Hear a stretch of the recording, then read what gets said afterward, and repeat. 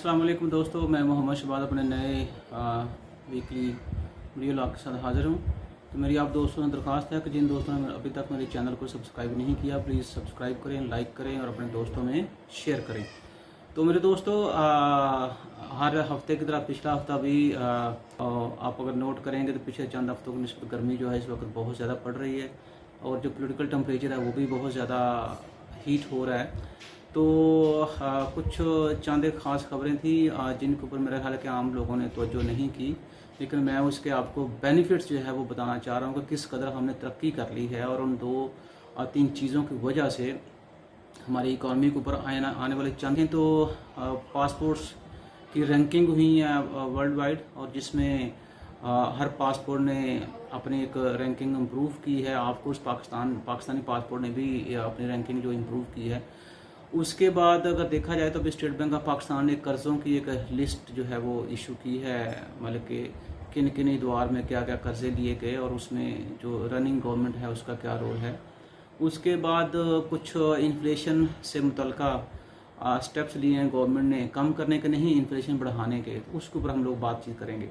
तो सबसे पहले अगर हम देखें तो पाकिस्तान जो है, अगर आपके पास इंटरनेट की फैसिलिटी है तो आप ये चीज़ चेक कर सकते हैं कि पिछले दिनों एक बड़ी छोटी सी खबर जो कि मैं एक्सप्रेस न्यूज़ जो है वो ज़्यादा पढ़ता हूँ, तो उसके बैक पेज पे छोटी सी खबर लगी हुई थी कि ये है नया पाकिस्तान, जिसमें पासपोर्ट जो है 5 दर्जे बेहतर हो गया है। और उस खबर को ट्वीट भी किया गया 2 4 6 जो हाई ऑफिशियल लोग हैं गवर्नमेंट के, उन्होंने। और फिर जाहिर सी बात, जब ट्वीट होता है तो फिर चीज़ें जब एक से दूसरे से तीसरे चौथे मतलब चीज़ें वायरल होना शुरू हो जाती हैं। तो सबसे पहले मैं आपको ये बताता हूँ कि पाकिस्तान का पासपोर्ट जो है उसके 5 दर्जे बेहतर होने के क्या फ़ायदे हैं। सबसे पहला फ़ायदा ये होगा कि चूँकि पाकिस्तान का पासपोर्ट जो 5 दर्जे ऊपर हो गया है, तो इस अपग्रेडेशन की वजह से पाकिस्तान में इन्फ्लेशन जो है आने वाले दिनों में वो ज़ीरो हो जाएगा। चूँकि ये पासपोर्ट 5 दर्जे बेहतर हो गया, इसकी वजह से पाकिस्तान में इंडस्ट्री जो है बूस्ट करेगी, और उस इंडस्ट्री के बूस्ट की वजह से पाकिस्तान के अंदर जो रोज़गार है वो बढ़ेगा और अनएम्प्लॉयमेंट आलमोस्ट ज़ीरो हो जाएगा, जो कि पॉसिबल नहीं है। इकनॉमी बहुत ज़्यादा इन हो जाएगा कंट्रीब्यूशन के अंदर में, उसका कंट्रीब्यूशन जो है वो जीडीपी में बहुत ज़्यादा बढ़ जाएगा।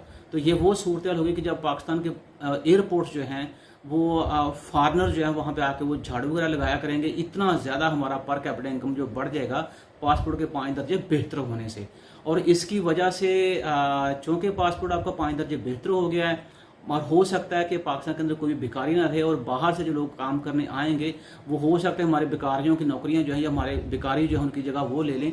और ये भी पॉसिबल है कि इतनी अच्छी गवर्नेंस हो जाएगी कि आपका जो सीएम है, चाहे पंजाब का हो, चाहे केपीके का हो, चाहे वो सिंध का हो, चाहे वो बलूचिस्तान का हो, चाहे वो गिलगित बल्तिस्तान का हो, वो सारे प्रॉब्लम जो है वो इस कदर आम आदमी की उनको एक्सेस होगी कि वो इंटरनेट के ऊपर ही सारे के सारे आपके मसाइल के जो सोल्यूशन वो ऑन द स्पॉट जो प्रोवाइड कर देंगे। और दुनिया हैरान हो जाएगी कि इस कदर पाकिस्तान के अंदर गवर्नेंस जो है वो इम्प्रूव हो चुकी है। और पूरी दुनिया इस पासपोर्ट के 5 दर्जे बेहतरी की वजह से वो पाकिस्तान से राब्ते करेंगे। आपका सिस्टम जो हमें बारो करना है, अपने ममालिक के अंदर हमें इम्प्लीमेंट करना है, और आप खुदा हमारी मदद करें। तो पाकिस्तान इस सेंस में भी सबसे सेक्टर जो है या अपनी कंसल्टेंसी प्रोवाइड करके उन ममालिक से अरबों खरबों डॉलर जो है वो फीस की मद में वसूल कर सकता है।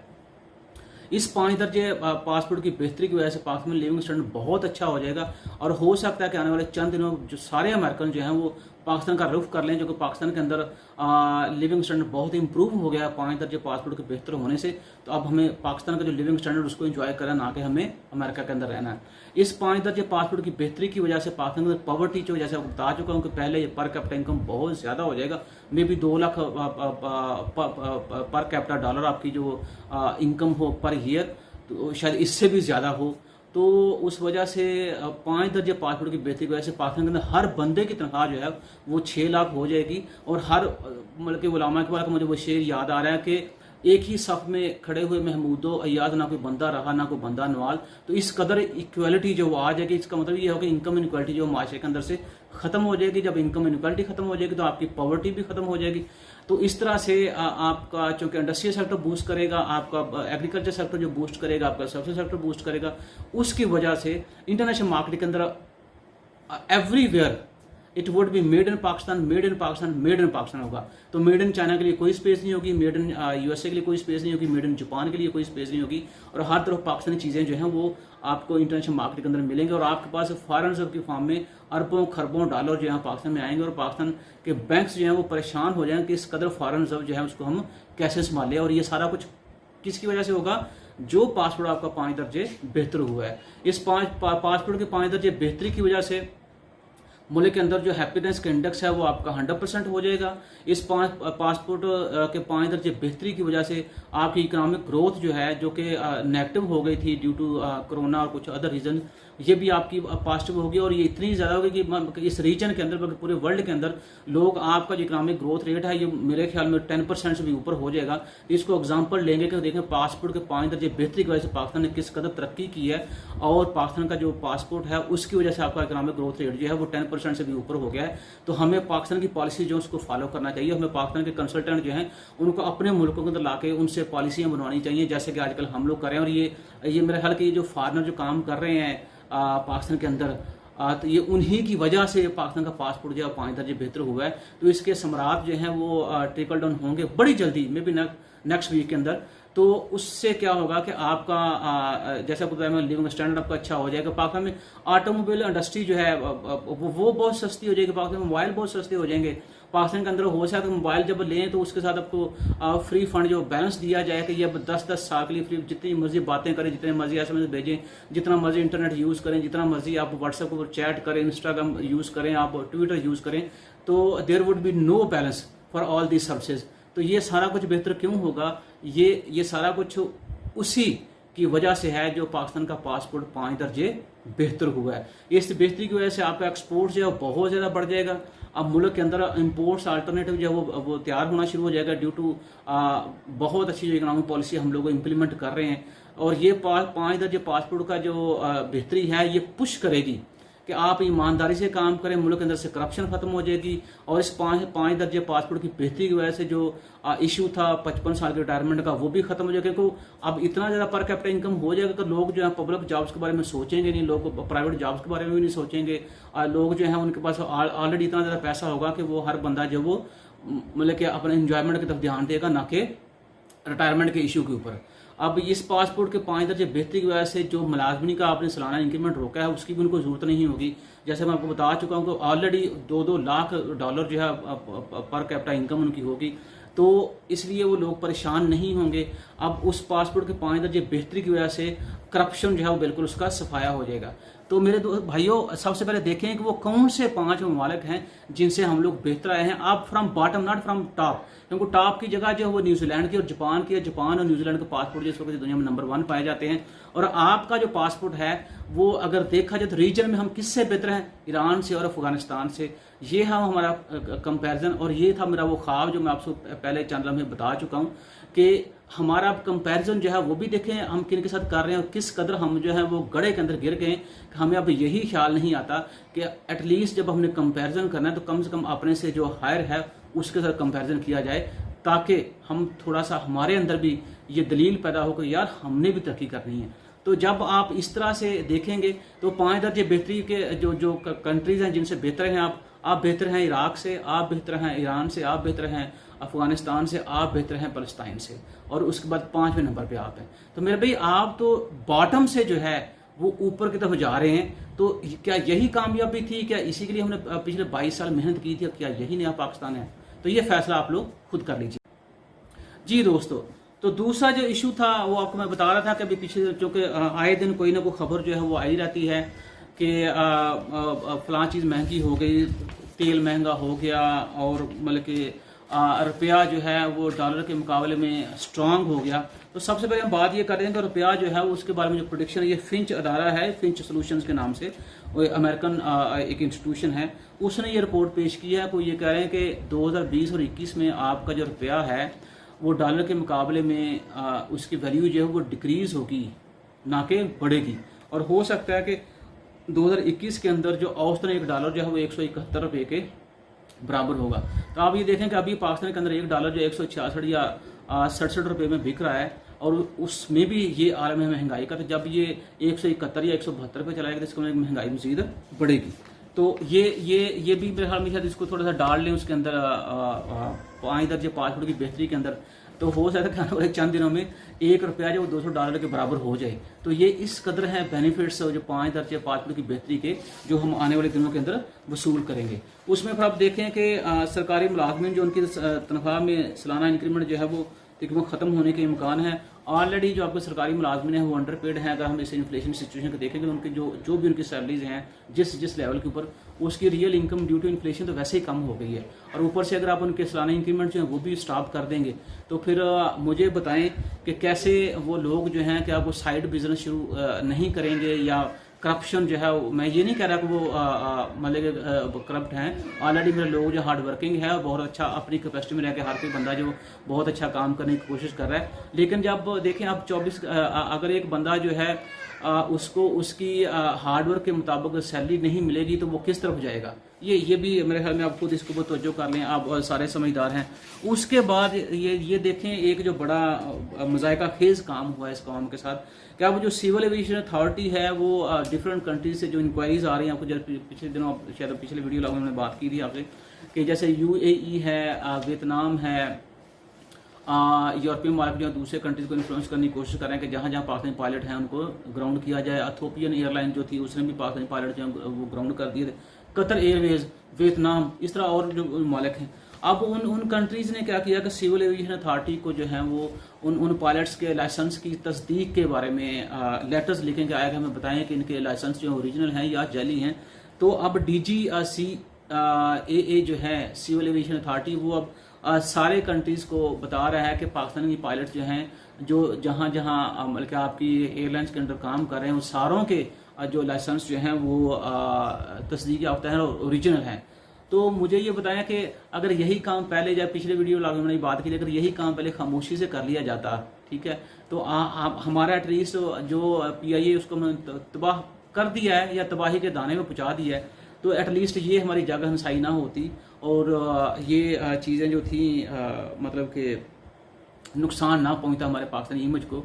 अब वही तस्दीक बताई जा रही है। और जो हमारे वज़ीर हवाबाजी थे उन्होंने कैबिनेट में ये कहते बड़े शर्म की बात है, हमारे डूब मरने का मुकाम है कि हमारे 262 पायलट जो हैं वो फेक हैं। तब मेरे ख्याल में ये जो अभी तस्दीक हो रही है ये शायद उन्हीं 262 पायलट में से वो लोग होंगे जो ओरिजिनल लाइसेंस के साथ जो है वो दूसरी एयरलाइंस के अंदर काम कर रहे हैं। तो डूब मरने का मुकाम तो हमारे लिए अब भी है कि हमारे कोहेरेंस नहीं है सिविल एविएशन अथॉरिटी की विद द मिनिस्ट्री ऑफ हवाबाजी जो है। तो एटलीस्ट वो ये सारा कुछ कैबिनेट में कहने से पहले अगर मिल बैठ के अंदरूनी खामोशी से तहकीक कर लेते तो जो इतना नुकसान मैं पिछले वीडियो लॉग में आपको बता चुका हूँ उससे हमारा PIA बच जाता। उसके बाद ये जो चीज़ होगी, अच्छा उसके बाद जो मैंने आपसे बात कही थी कि देखें हमारी जितनी भी अभी तक पॉलिसी नज़र आ रही है, और अब हर बंदा जो चीख रहा है, हर बंदा जो देख रहा है इस बात के ऊपर कि शायद हो सकता है कि IMF जो है उसको खुश करने के लिए सारा कुछ किया जा रहा है। और अभी ये खबर आई है कि बिजली की कीमतें, टैक्स और अदारा जाती इस्लाहात IMF प्रोग्राम की बहाली में रुकावट हैं। और अभी भी अगर फर्ज करो IMF खुश नहीं हुआ तो फिर मेरा ख्याल है कि IMF के बाद खुश नहीं होगा।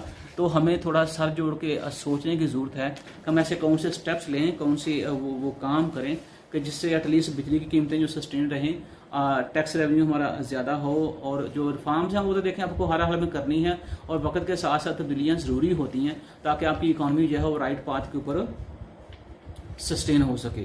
तो इसका मतलब मुझे यहाँ तक नज़र आ रहा है अगर IMF अभी खुश नहीं है तो इसका मतलब हम एक्सपेक्ट कर सकते हैं कि बिजली की कीमतें भी और बढ़ेंगी, टैक्सेस जो हैं वो भी और बढ़ेंगे, और रिफॉर्म जो है वो तो मुझे भी नज़र नहीं आ रही कि कहीं हम कर पाएंगे, क्योंकि हम सिर्फ हमारे पास वो बयान ही हैं, इसके अलावा कोई दूसरी बात नहीं है।